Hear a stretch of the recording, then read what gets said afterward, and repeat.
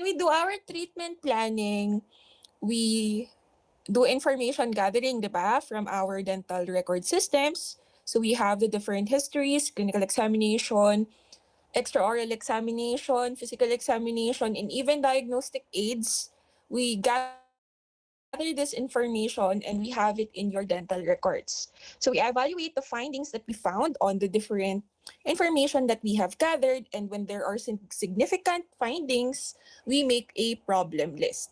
So usually we start with a problem list before we have our diagnosis, because for the problem list, this would be correlated lang din to the diagnosis of the problem. So in other cases, we also assess if there are risks that may have caused um, the problem to occur, or for it to um, parang maiba yung diagnosis natin. And when we already have those kinds of things, or we already have the problem list and the diagnosis, we then have our treatment objectives.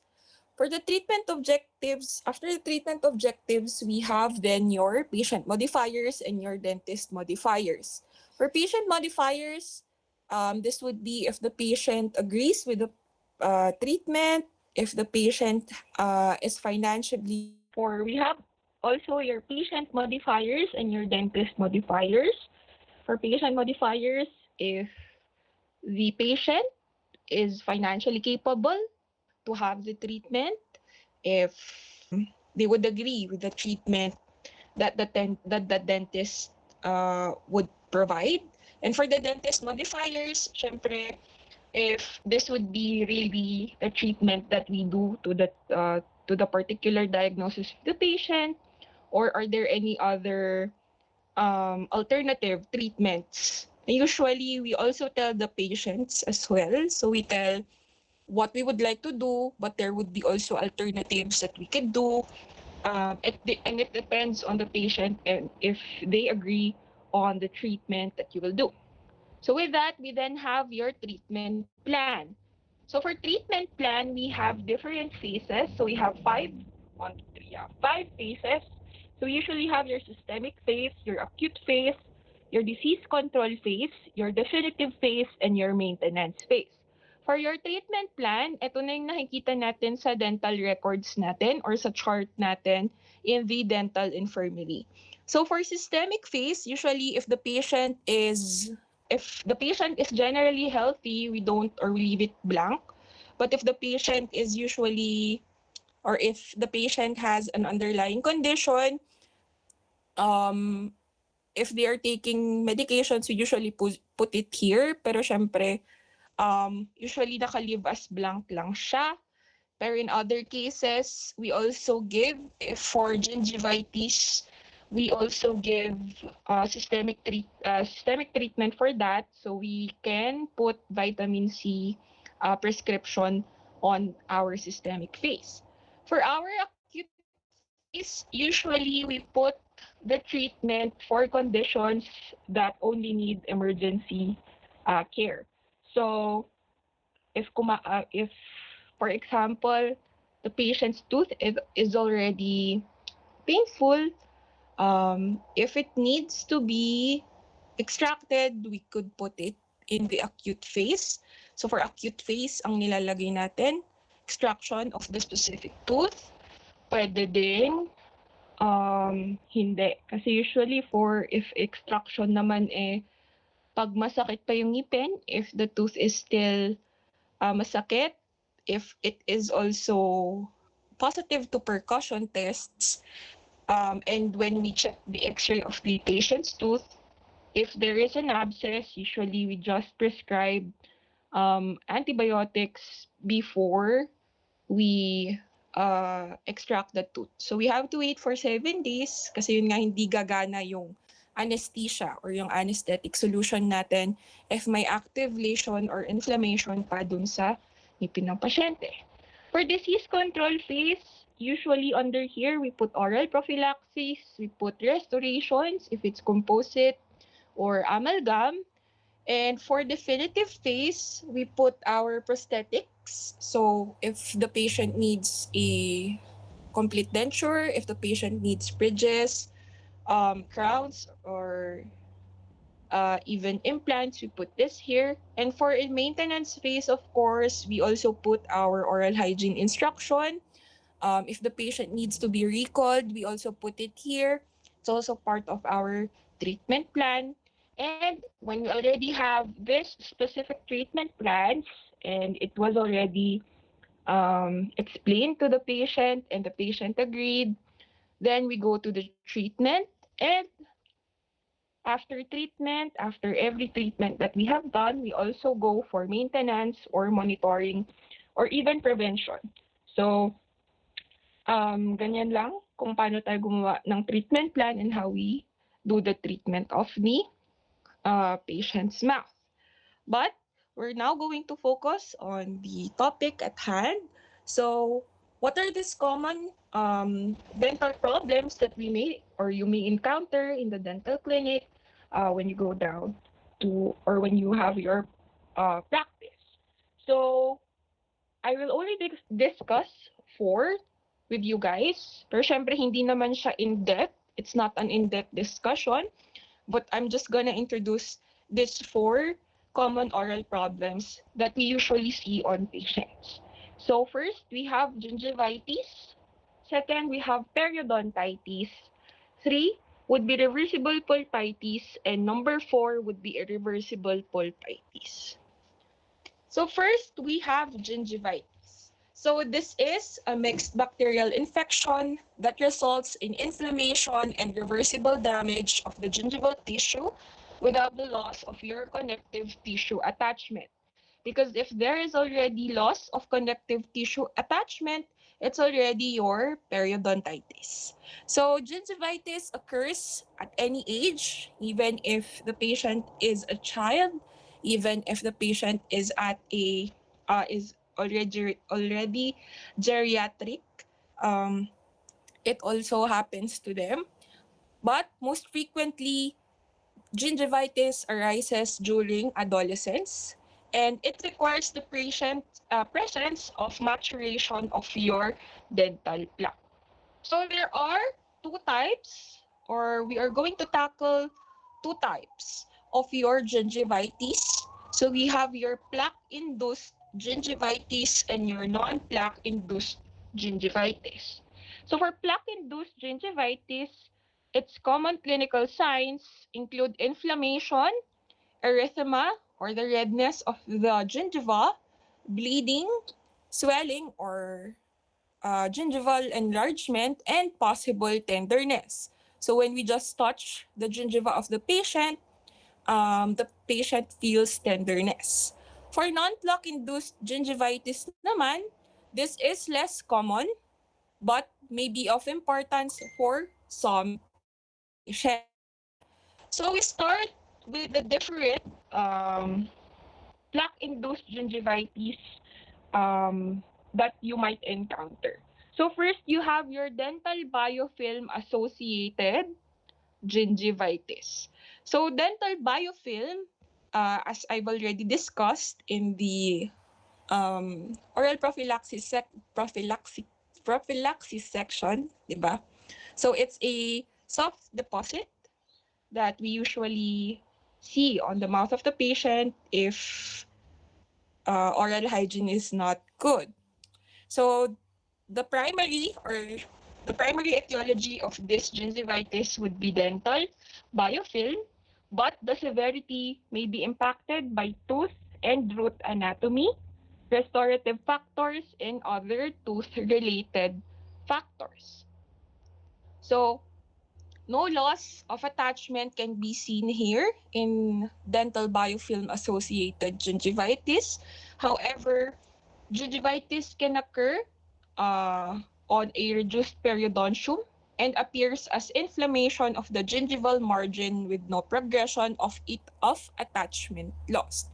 So, under dental biofilm associated gingivitis, we can have your mild gingivitis. So, this is an example of your mild gingivitis. As you can see, there is only sorry. There is only erythema of the gums and you see that it's actually inflamed. Usually, if we probe the gums of these patients, it usually bleeds. Usually, if we use our probes or our periodontal probes, it should not cause bleeding of the gums kasi blunt naman yung end ng cutting edge or ng working end ng ating dental probes or ng periodontal probes. So usually dapat it would not induce bleeding. But for these cases, for gingivitis patients or for patients who have gingivitis, a slight touch of the gums would already induce bleeding. For our second picture naman, at this case, of course, this is already severe gingivitis and it is plaque related. So, if makita ninyo, sobra yung deposits niya. So, either plaque, baka syempre meron ng calcular deposits yan, pero hindi pa siya nag-progress into periodontitis. Okay. So there would also be modifying factors for plaque-induced gingivitis. So when we say modifying factors, this would be elements that influence the way a patient experiences a symptom or condition. So first, we have sex steroid hormones occur at various points in the life cycle and can exacerbate gingivitis and include puberty, menstruation, pregnancy, and oral contraceptives. So if high yung sex steroid hormones in the body, especially for pregnant women, usually it results to this kind of gingivitis on the mouth of the patient. We also have systemic conditions that can also modify plaque-induced gingivitis, and they can include hyperglycemia, in hyperglycemia in poorly controlled diabetes. So hindi sila nagpa-check sa physicians nila and hindi regularly na-check yung blood glucose level in the blood. So usually poorly controlled yung diabetes nila. For diabetic patients, usually ganito na yung itsura ng gums nila. Other than hyperglycemia and poorly controlled diabetes, other systemic conditions, we have leukemia. For leukemia, for patients with leukemia, the gums would be enlarged, glazed, and spongy that is red to deep purple in color. Other than that, we also have smoking and malnutrition. There would also be local factors or predisposing factors that modify plaque-induced gingivitis and would include poorly contoured restorations, hyposalivation, or xerostomia. So, when the patient has hyposalivation or xerostomia, it means that only a small amount of saliva is being produced in the mouth of the patient or wala talagang na-produce. So, ang nangyayari, nagkakaroon siya ng dry mouth. So, the other term for dry mouth would be xerostomia. So, this could be seen in patients with Sjögren's syndrome, and if the patient has or is taking medications that would slow the production of your saliva. And if the patient also has anxiety, this can also be causes of your xerostomia. So when the patient has xerostomia, usually ganito na yung itsura ng bunganga nila. And I think lastly, for your plaque-induced gingivitis, we have your drug-induced gingival enlargement. So a number of drugs, such as your anti-epileptic drugs, like your Dilantin and your valproate, even your calcium channel blockers, like your amlodipine, your nifedipine, your verapamil, and your diltiazem, and even immunosuppressants such as your cyclosporins and high dose of oral contraceptives would induce gingival enlargement on a patient. So when we see this usually, or this occurs usually or commonly on the anterior areas and is usually seen earliest in the papilla. So if you see this kind of gingiva, it might be from it might be a drug-induced gingival enlargement in addition to your plaque-induced gingivitis.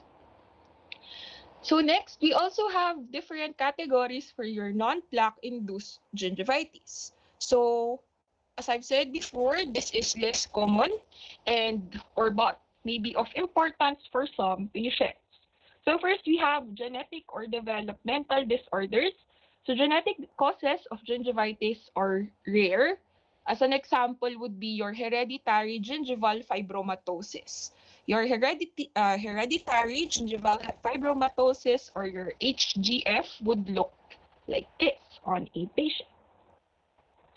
So this is characterized by a benign, non-hemorrhagic, fibrous gingival outgrowth that can appear on in isolation or as part of a syndrome. So typically, we see pink gingiva with marked stippling to cover almost all of the tooth, in many cases preventing eruption of the teeth.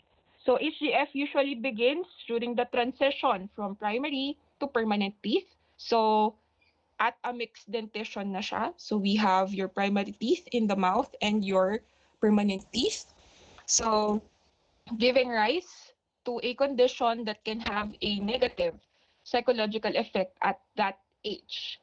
So this doesn't resolve spontaneously, and the treatment of choice would be gingivectomy, which can be performed with an internal or external bevel incision, depending on each case, bearing in mind the changes that will take place and the dentogingival junction or your um, DGJ.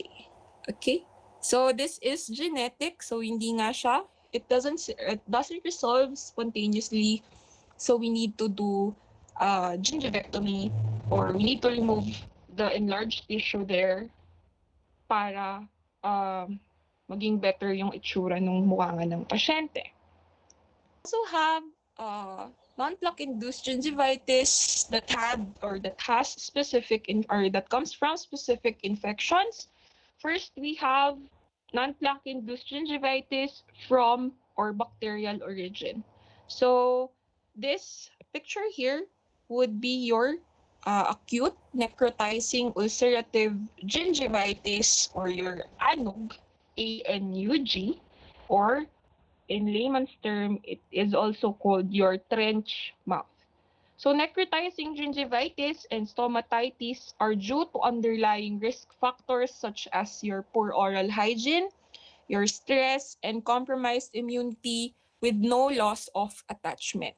So this can also be seen in sexually transmitted diseases such as your gonorrhea and syphilis. For tuberculosis patients, of course, it was also a bacterial in origin. We could see gingivitis with tuberculosis as well. So kasi nga bacterial siya. We also have from viral origin. So it comes from a virus. So the picture here would be um, what we see on a patient who has primary herpetic gingivitis. So this comes from your infection from herpes simplex. So this would be the primary herpetic infection or gingivostomatitis, resulting in many vesicles that rupture, leaving irregular mucosal ulcers.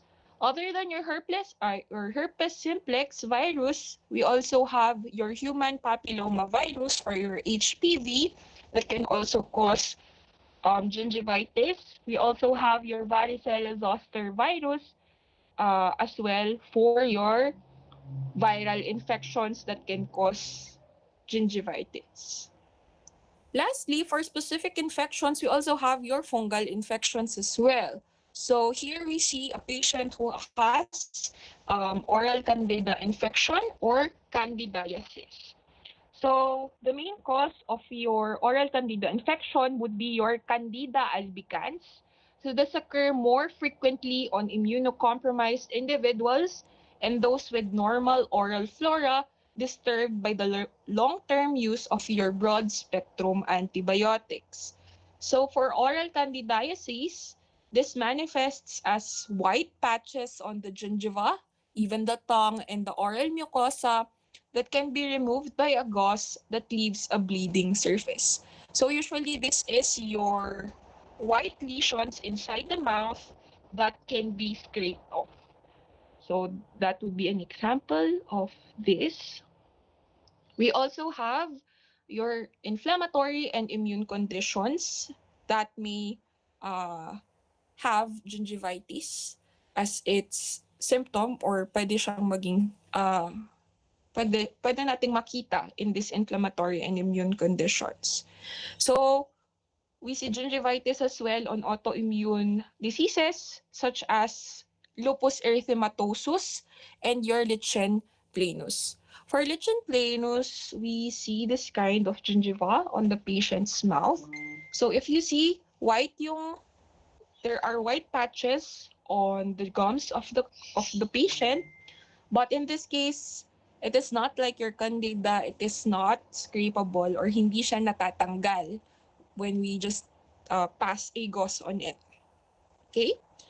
We also have hypersensitivity reactions. For example, we have your contact allergies.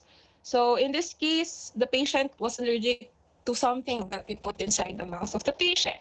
So in this case, in the picture here, we have a patient who is allergic to your prophylactic paste. So it is called your prophy-paste gingivitis. This may be found after oral prophylaxis. So after kasi oral prophylaxis, we also brush the patient's mouth with our prophy brush. So we also use a toothpaste for that, or a paste for that. And in this case, they didn't know that the patient was allergic to that, and it caused an allergic reaction due to the contact with this substance. Kaya naging ganyan yung itsura ng gingiva ng pasyente natin. Lastly, of course, we also have granulomatous inflammatory conditions, such as your Crohn's disease, CROHN''S. So, in this case, ganito yung itsura ng gingiva of a patient who has Crohn's disease. So, madami siyang parang butlig-butlig ng yung gums niya. So, very granulomatous yung itsura ng gums niya. We also have reactive processes here. So this would be lesions that are thought to be due to a response to local irritation or trauma. And this can include your pyogenic granuloma. Your pyogenic granuloma looks like this. So this is a response of the body, usually due to pregnancy. So we usually just see this in pregnant women. And we also have your fibrous epulis. So this is due to local irritation and trauma. So for this, your epulis fissuratum, we also call this epulis fissuratum. We usually see this on patients who have dentures or are denture wearers, and may mali dun sa dentures nila, or may tumutusok dun sa portion ng flange ng denture, kaya nagkaroon siya ng ganyan doon. So, kung makita nyo dito, yung denture yung nag-cause, no? Epulis na yon doon sa mouth ng patient. We also have neoplasms. So, we have pre-malignant lesions such as your leukoplakia. When we say leukoplakia, white, itong lesions na ito. And we also have erythroplakia naman for pre-malignant lesions that are seen as red kasi erythro siya. So red siya. So we could also see gingivitis, or even we could see signs that there might be neoplasms in the body of the patient in the mouth. So with conditions like leukemia and lymphoma, usually we see symptoms in the mouth of the patient. We also have endocrine, nutritional, and metabolic diseases. So vitamin deficiencies like scurvy would be seen on patients or would have gingivitis. So for scurvy, this is the severe deficiency of vitamin C. Okay. So usually this is seen on patients who are always in the dark. So they don't have much hide on the dark. Hindi, wala lang silang, kulang lang talaga sila sa vitamin C. So usually we can prescribe other than oral prophylaxis as well. We can prescribe vitamin C to lessen this disease or para mawala lang din yung gingivitis ng patient if it is caused by your deficiency of vitamin C. We also have traumatic lesions. So physical or mechanical insults, like in this case, I think this tooth was abraded by a toothbrush or natusok or na-bump ng toe of the toothbrush itself. So nagkaganyan dun sa gums niya. And other ways of mechanical insults would be habits causing self-injury. Mali ko ba kung baka may patient kayong gusto lang niyang tinatouch ng ng nails niya, yung gums niya. Kaya baka another mag-manifest siya sa gingiva ng patients natin. We also have chemical insults. We can see this usually if the patient is an etching solution during restorative procedures. May etchant kasi tayong ginagamit, and it's a chemical, it's an acid. So if matouch niya or madaming mapunta sa gums, it can cause chemical insults and it could cause a traumatic lesion. But hindi to yung itsura ha. Pero we could also have cocaine as a chemical insult. So ito yung itsura niya for patients who are taking cocaine. It can manifest as this. Other than that, other chemicals that may cause traumatic lesions on the gums would be dentifrice ingredients. For example, ingredients from your mouthwashes. If it's too acidic and your patient is not okay with that kind of chemical, of course, mag-iba yung reaction ng gingiva or ng mouth ng patient doon sa substance na yun. We also have thermal insults. For example, your mucosal burns. So, in cases na baka very hot yung inumin ng pasyente, na-touch yung gums, and ganyan yung nangyari. There are instances din if gumagamit ng heat for checking or for testing the vitality of the tooth, and na-touch yung gingiva, of course, masyadong mainit yung instrument, magkakaroon ng traumatic lesion from this kind of test. We also have gingival pigmentation under your non-plaque-induced gingivitis. So this might be caused or this might result from smoker's melanosis.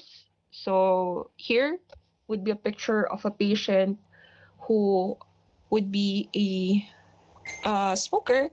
So ganyan yung itsura niya. Nagkaroon na ng ibang color sa gums niya. We also have your amalgam tattoo. So your amalgam tattoo, we usually see this on patients who have amalgam restoration. If very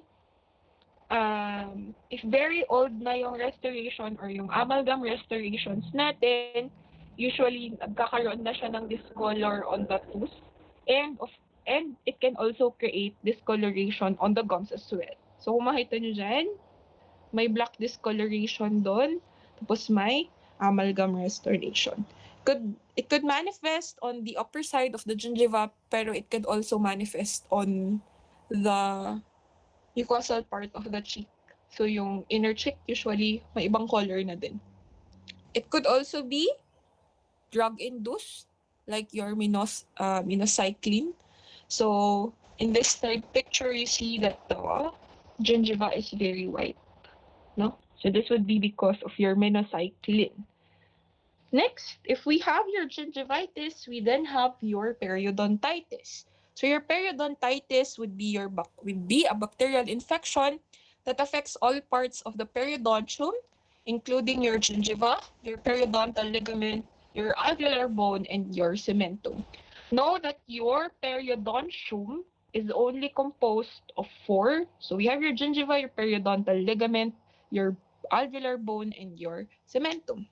So this would be a result of a complex interaction between the plaque biofilm that accumulates on the tooth surface and the body's effort to fight this infection. And periodontitis would be the number one cause of your tooth loss in adults. So difference lang din for your gingivitis and your periodontitis. For gingivitis, we don't have attachment loss. The gingiva may be enlarged, but it doesn't cause attachment loss. But for periodontitis, we already have attachment loss. That might mean that there would be bone loss already. And when we probe it with our periodontal probe, um, it is not pathologic na yung numbers na nakukuha natin or yung readings natin sa probes natin. In the 1999 AAP, American Association of Periodontitis, classification of periodontal diseases and conditions subdivides periodontitis into three major categories. So we have your chronic periodontitis, which may be localized or generalized. We also have your aggressive periodontitis, can also be localized and generalized, and there would also be less common types of your periodontitis. So we start our discussion for periodontitis with chronic periodontitis. So under chronic periodontitis, there would be bacterial infection that results in inflammation within the supporting tissues of the teeth. There would also be progressive destruction of the periodontal ligament or your PDL and the loss of your supporting alveolar bone. This was previously known as your adult periodontitis or your slowly progressive periodontitis. So why is it slowly progressive periodontitis? Because hindi siya agad-agad na na-check. So minsan parang okay lang yung patient or okay lang yung bunganga ng patient, but once we do our diagnostic tests like your periodontal probing, may bone loss na palang nangyayari sa loob ng bunganga ng pasyente. So very long yung progress nitong periodontitis na to. So it could also be, or there would also be subcategories for your periodontitis. One would be according to distribution. So it could be localized or generalized. When we say localized, less than 30% of the sites involved have your periodontitis. So in this case, ganito lang siya. Nung chinek, for this patient, I think ito lang yung portion ng bunganga niya na may periodontitis. So when they check, you need to check this as well. We also do x-rays, diba? So nung chinek yung bone loss, walang bone loss yung ibang portion of the mouth, but etong portion lang to between the central incisor and the lateral incisor, dun lang nakita. So it's less than 30% of the sites involved or of the sa lahat or sa number of the teeth present. So it is considered localized. For generalized, it would be more than 30% of the sites involved. So in this case, this would be an example of your generalized periodontitis. So if you can see, clinically, when we see this, usually baka isipin lang natin baka may severe severe gingivitis lang. But when we check x-rays of the patient, especially if we do bite wing, so ito yung x-rays niya, you see na madami ng bone loss dito, dito, dito. So almost all of the teeth or greater than or more than 30% of the sites are involved, so it is considered your generalized chronic periodontitis. Usually for chronic periodontitis, they are always generalized, but there are instances where we see localized chronic periodontitis. For chronic periodontitis as well, it can be subcategorized according to severity. So we have slight, moderate, and severe. For slight, there would be 1 to 2 millimeter clinical attachment loss. So when we say clinical attachment loss, when we put our probes, and if the reading is 1 to 2 mm, of course, ano na siya? It's slight na chronic periodontitis. Sorry. So this would also be an example, may 1 to 2. For moderate naman, we have 3 to 4 millimeters of clinical attachment loss. So in this case, ganito na yung itsura niya. For severe, if we have equal to or greater than 5 ml na reading for clinical attachment loss, it would already be severe. So if you see that portion of the x-ray, masyado nang mataas yung walang bone. So in this case, severe na yung case, and usually if it's severe already, the tooth of the patient is already moving. So in some cases, it could be saved, but in some cases as well, um, it the tooth is gonna be extracted kasi hindi na siya pwedeng ma-save kahit na wala namang problem yung ngipin na yon. The second would be your aggressive periodontitis. Another term for your aggressive periodontitis would be acute periodontitis. So this would be a bacterial infection characterized by a rapid destruction of the periodontal ligament, rapid loss of your supporting bone, and high risk of tooth loss and a poor response to periodontal therapy.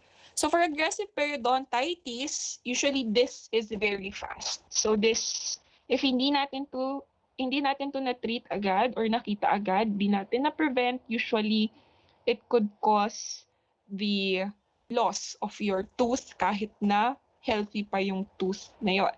So this would be less common than your chronic periodontitis, but it is also subcategorized into your localized and your generalized. So for your localized, it might look like this. So usually, iisang portion or less than 30% of the teeth inside the mouth of the patient are involved. And for you see, usually ganito na yung itsura ng ngipin ng pasyente. So, in these cases, baka mas better na i-remove yung ngipin, lalo na if the patient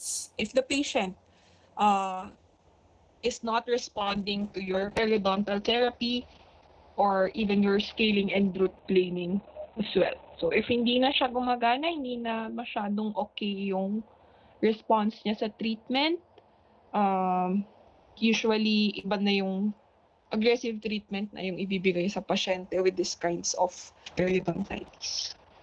Okay? So there would also be less common types of your periodontitis. So we have periodontitis as a manifestation of systemic diseases like your HIV. In some cases of HIV patients, we see their gums na ganito yung itsura. We also have periodontal or necrotizing periodontal diseases. So pag necrotizing, nagiging dead yung gingiva. We also have abscesses of the periodontium. So we have your dental abscesses as well. We have periodontitis associated with your endodontic lesion. So if the tooth of the patient is already necrotic and hindi napigilan, usually can cause periodontitis other than abscess in the mouth of the patient. And there could also be developmental and acquired deformities and conditions that has periodontitis as its manifestation as well. Now we also have your third common disease, which would be your reversible pulpitis.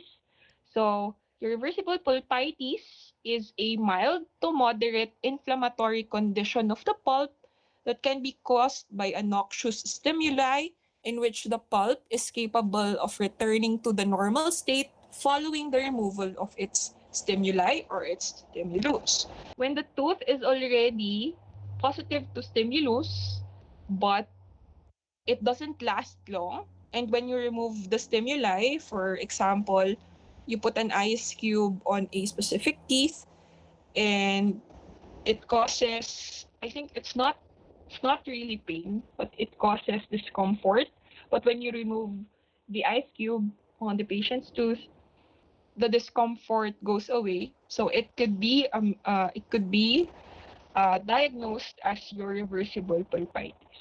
When there is reaction to your stimuli, this is usually an indication of your peripheral A delta fiber stimulation. So your peripheral A delta fibers would be from the nerves of inside the pulp. So ito yung na-activate para ma-feel natin yung stimulus kasi hindi naman nakaka-feel ng hot or cold yung ngipin natin. Hindi natin siya na-distinguish. So, your reversible pulpitis would also be characterized by a sharp pain that only lasts for a moment, and it is also commonly caused by your cold stimuli. So usually hindi siya pag uminom ka lang ng hot water, hindi siya magko-cause ng discomfort on the patient's tooth or walang pain na mangyayari. So pain does not occur spontaneously and does not continue when irritant is removed. So, ayun, if the irritant is removed, nawawala lang din yung pain or yung discomfort on the patient's mouth. So usually we see this as your dental caries.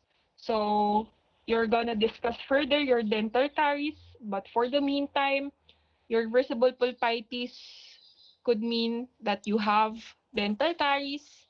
So in cases na hindi nga sharp, hindi nga maglalast yung pain, minimal lang yung treatment na pwede nating gawin dun sa ngipin na yon. So, it could manifest as this. So, this is a carious molar. So, if you see, hindi na. So, may problema na yung grooves ng ngipin. Could also be seen as this in a radiograph. If you see for your reversible pulpitis, usually hindi pa niya natatouch yung pulp ng patient or pulp ng tooth. So this would be the pulp of your tooth. So itong portion na to. And in usual cases, ito medyo malala. Hindi naman malala. Pero medyo deep, slightly deep na yung dental caries. And nakikita na siya sa x-rays natin. Other than that, as well, ayan. May cavitation na. Dental caries na din po ito. But in these cases, reversible pa siya. So, when you say reversible, pwede pa siyang maibalik. Okay. Then, we also have your irreversible pulpitis. So, it is a persistent inflammatory condition of the pulp. Symptomatic, can be symptomatic, can be painful, or it can be asymptomatic. So, pwedeng wala siyang pain. This could be caused by a noxious stimulus as well.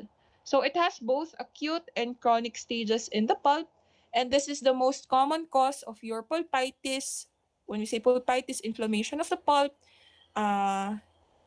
would be bacterial involvement of the pulp through your caries or your carious lesion. So what we see for your irreversible pulpitis would be this, depending na lang. Okay? So for pain, there would be a rapid onset of pain, which can be caused by a sudden temperature change. So for hot or cold, sweet or acidic food as well, nagre-respond yung tooth ng patient. pain also remains even after removal of your stimulus. So comparing it with irreversible pulpitis, wherein when you remove the stimulus, the pain would be removed. For irreversible pulpitis, the pain lingers after the removal of your stimulus. Your pain for irreversible pulpitis can also be spontaneous in nature, which could be sharp, piercing, intermittent, or continuous in nature. In later stages, pain would be severe, boring, throbbing in nature, which increases with hot stimulus. Relief of pain can happen by use of cold water. So usually, yun na nga, when irreversible pulpitis, walang effect ang hot na stimulus, but for irreversible pulpitis, may effect yung hot na stimulus, and this pain can be relieved with the use of cold stimulus or even our cold water. So in these cases, it might present na ganito. Masyado nang malaki yung sira, na-touch na yung pulp niya. So may involvement na yung pulp dyan. In this case as well. So this would be a primary tooth. So if you see masyadong mataas din tong root, tong pulp niya. So na-touch na din siya nung nasira yung ngipin. Can also be like this as well. So depending on the pain na nararamdaman ng patient, and pwede din siyang ganito. Okay? So pwedeng lumabas or may lumabas na tissue from the pulp, and usually masakit talaga siya. So for treatment options, of course, we're gonna discuss it in a while. So here is a presentation of a differential diagnosis of irreversible and reversible pulpitis. Just take a screenshot para at least aware lang din kayo. For pulp test, so when we say pulp test, usually we do this test to check for the vitality of the tooth. So what are these pulp tests or vitality tests? So we have your EPT or your electric pulp test testing. We also have your cold test and your heat test. So it is different in the cases of your reversible and irreversible. So nakadepend, i-picture nila na lang para at least alam nila. For percussion and occlusion, when we do our percussion testing, it is to test if may abscess na yung ngipin. So may if involved na or may inflammation na periapically. So we also check that in cases na if it's really reversible or irreversible na. Usually, if may inflammation na sa periapical portion ng teeth, usually irreversible na siya or even dead na yung tooth. So, may other treatment na doon, hindi na pwedeng i-restore with our restorations. Okay? So we now go to the management of your common oral health problems, starting with your gingivitis talaga. Hindi. So there would be 4 common also managements for your common oral health problems. You have your restorations or your dental fillings, your root canal therapy, extraction, and your oral prophylaxis. So we start with your reversible pulpitis. Okay, we start with your reversible pulpitis. So usually when there is or when the tooth is tested and when it's positive, it all leads or the diagnosis or final diagnosis would be reversible pulpitis. Our usual treatment options would be restorations. So, or dental fillings. So when we say restorations, this would be the placement of material to restore or improve the function and or the aesthetics of an individual tooth. So how is the procedure of doing your restoration? So the tooth may be numbed if the patient is quite uncomfortable, even with a little bit of pain. So we can numb the tooth of the patient, but usually hindi na natin siya ginagawa, nakakaya lang naman siya especially if reversible pulpitis lang naman siya and hindi siya, or if super babaw yung sira ng ngipin, hindi natin ina-anesthetize. Tapos, after numbing, if you're gonna numb, you remove the decay on the tooth with the use of your hand pieces and burrs and even your hand instruments. The tooth cavity is then cleaned and shaped. Dapat very clean yung ngipin para walang maiwan na bacteria sa loob ng ngipin. But in some instances, if we see na medyo arrested na yung caries, usually we leave it inside, especially if masyado na siyang malapit sa pulp. So, minsan may nililive tayo in cases na arrested yung carious lesion. But if not, if pinadaanan mo siya ng spoon excavator and may nakukuha ka pa, tatanggalin mo lahat yun para walang maiwan na bacteria sa loob ng ngipin ng pasyente kasi it might cause inflammation as well as the failure of the restoration that you're doing. And after that, the filling material is then placed, it is shaped, and it is polished. So after this, ang itsura na niya, ganyan, in the x-ray. So minsan for our colored for our tooth colored materials, ganito na yung itsura niya sa bunganga or sa x-ray natin. Okay. For irreversible pulpitis naman, what are your treatment options? So there would be two treatment options for your irreversible pulpitis. So first, we have your root canal treatment. So for your root canal treatment, this would be the procedure to remove inflamed or infected pulp on the inside of the tooth, which is then carefully cleaned and disinfected, then filled and sealed. So this is designed to eliminate bacteria from the infected root canal, preventing reinfection of the tooth and save the natural tooth.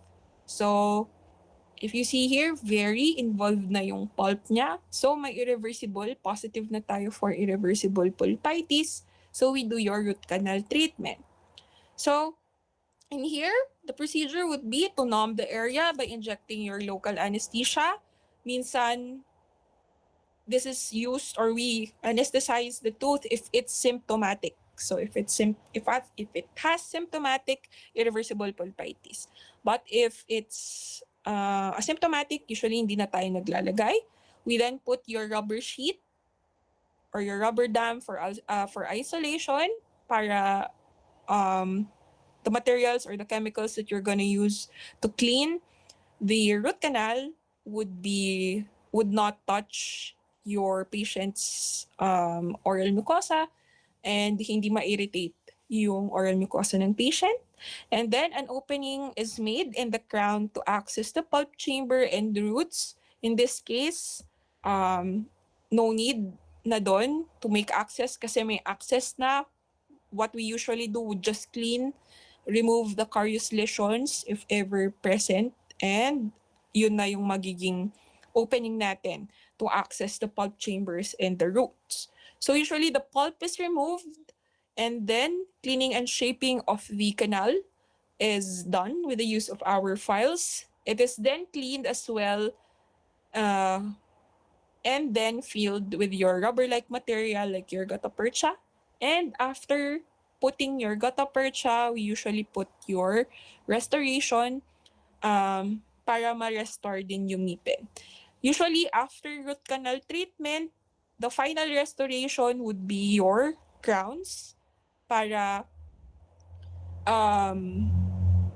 ma-protect lang din.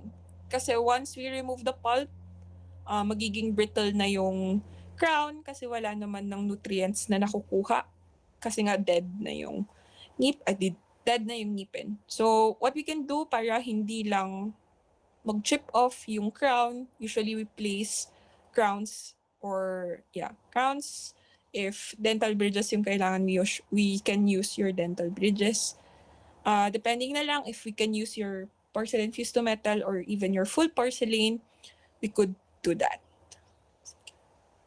Okay.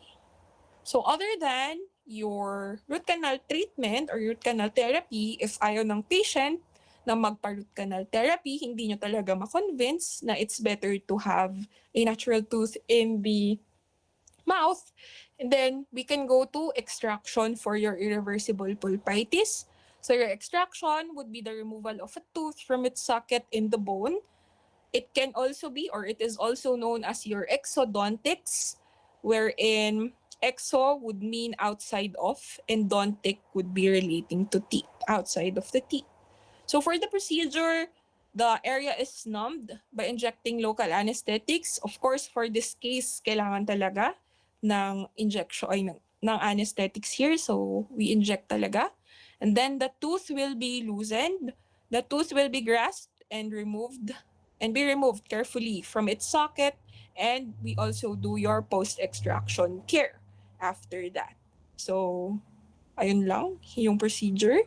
And then, we also have treatment options for your gingivitis. Of course, for plaque-induced gingivitis, we could opt for oral prophylaxis of the patient every 6 months or even every year, depending on the severity of the cases. Usually nga, we let the patient come twice a year, but ayun nga, parang wala daw siyang scientific evidence kung bakit daw tayo nagpapapunta ng every 6 months. For every 6 months naman kasi din, other than oral prophylaxis, what we do would also check if there would be presence already of your dental caries. So, prevention lang din yung every 6 months natin. Kaya, kiniklin lang din natin yung ngipin ng patients natin. Of course, for gingivitis na hindi plaque-induced, what we could do would be other options, like parang ang dun sa genetic, pwedeng i-gingivectomy, yung gums. For cases na trauma-induced, tanggalin lang yung nag-give ng trauma, i-smoothen lang yung edges ng denture, mga ganun.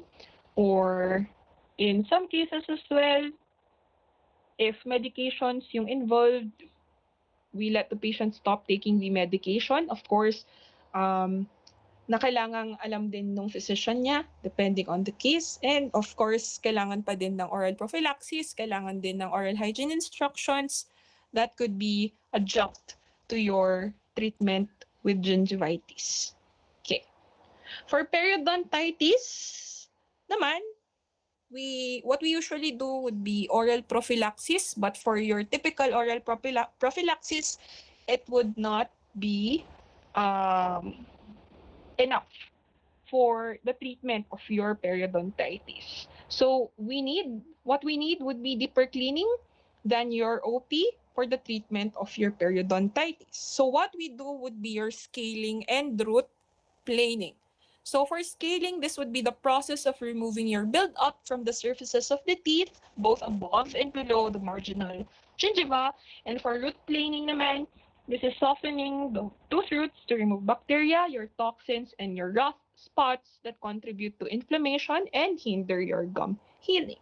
So, in cases of periodontitis, hindi naman, lalo na pag very severe yung periodontitis, we don't usually finish it in one sitting.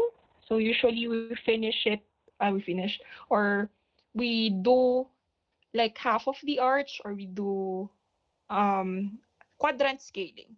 So different quadrants, we do it every 1 month. Tapos, depending on the case of the patient, we could have recalls every 3 months para ma-scaling and root cleaning din hanggang sa umokay or hanggang sa matreat yung periodontitis ng pasyente natin.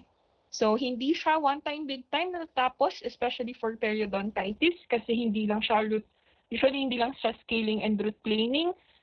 Pwede ding adjunct treatment would be splinting of the teeth if it's moving, but it could still be saved. So, splint yung ngipin para it stays in the mouth of the patient. Okay. Yeah. So other than that, that ends the discussion on common oral problems and their treatment options as the end of our perspective in dentistry So thank you guys for listening.